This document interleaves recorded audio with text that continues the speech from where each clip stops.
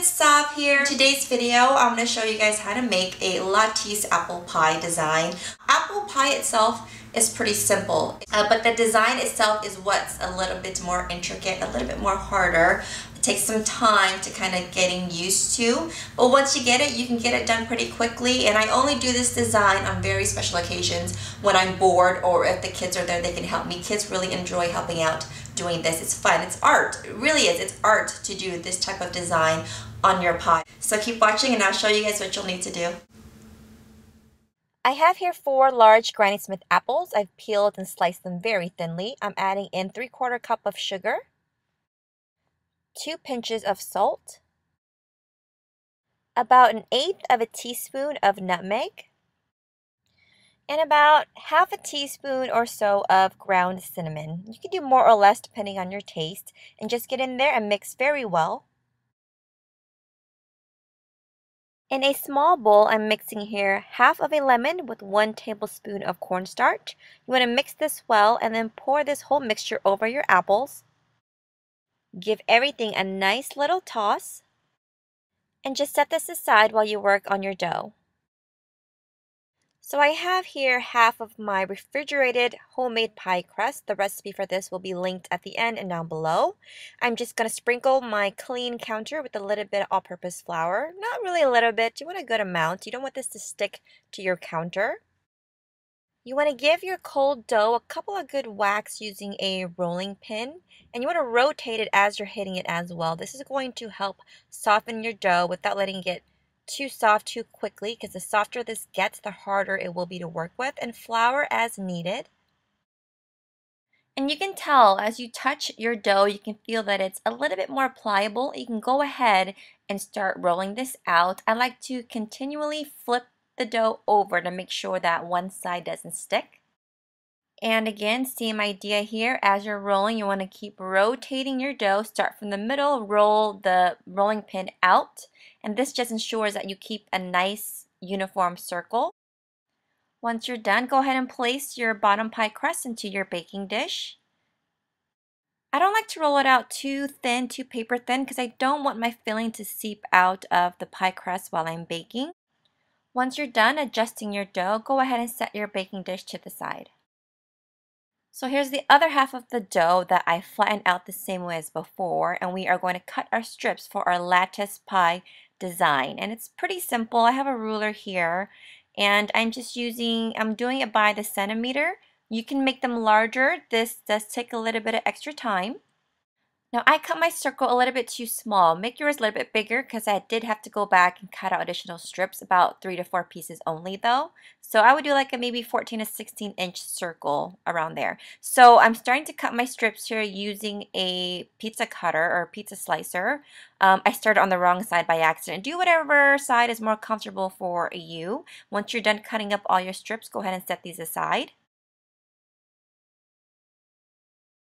Next, you want to go ahead and place your apple filling into your baking dish. Use your hands and push the apple slices down to make them nice and flat. Now this part is important. You want to remove your pie strips every other strip. This is to make sure that as you're layering or doing the design, you'll have enough long pieces to cross over the middle of your pie. Also, just a little note, you don't have to make your strips this thin. You can make them a little bit bigger to save yourself some time as well. Once you're done taking your pieces out, every other piece out, you want to set this aside. Now for the fun part, you'll want to take one of the longest pieces and place it right across the middle of your pie. So you want to lay this one horizontally and then just begin to layer them going horizontally, one after the other, leaving a little bit of space in between each one. Again, your longer pieces go in the middle, towards the middle, and as you work your way out towards the end of the pie, you'll use your shorter strips. Then you want to peel back your strips every other one halfway back. So I peeled the second one back, skipped the third, peeled the fourth one back, skipped the fifth, and then pulled the sixth one back, and so on. Then you want to take one of your longer pieces and place it vertically, and you want to make sure you tuck it in, get it nice and close next to the peeled back pieces. Now you take those peeled back pieces and you want to lay them back straight right up and over and across that vertical piece that you just laid down.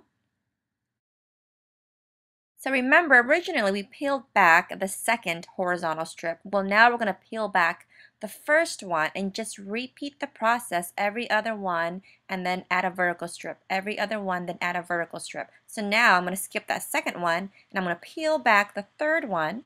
And well, hopefully you guys get the pattern now. Again, I'm layering another vertical piece and I tucked it in right up next to the peeled back pieces, and now I'm taking those pieces and I'm laying them straight up and over that vertical piece all the way till I get down to the bottom, and just repeat the same step and process.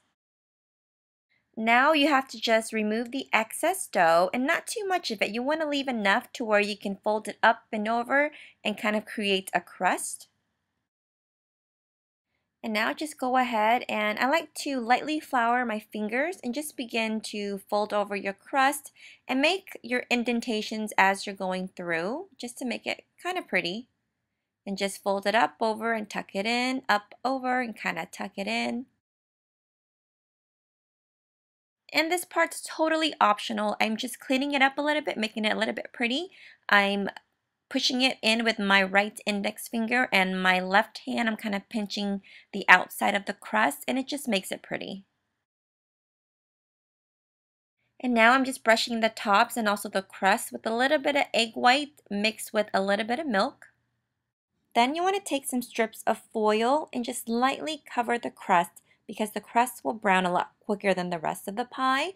And I usually take off the strips about 35 minutes through baking time and let it go for the last 20 minutes or so without the foil. Bake in your lowest oven rack possible, 400 degrees, about 10 minutes, then lower the heat to 375 until nice and golden brown and bubbling just like this. Make sure you put something underneath to catch any filling that might spill over into your oven, and don't forget to let your pie cool down for at least 2 to 4 hours. Alright guys, now it's time to taste. My favorite part of the video.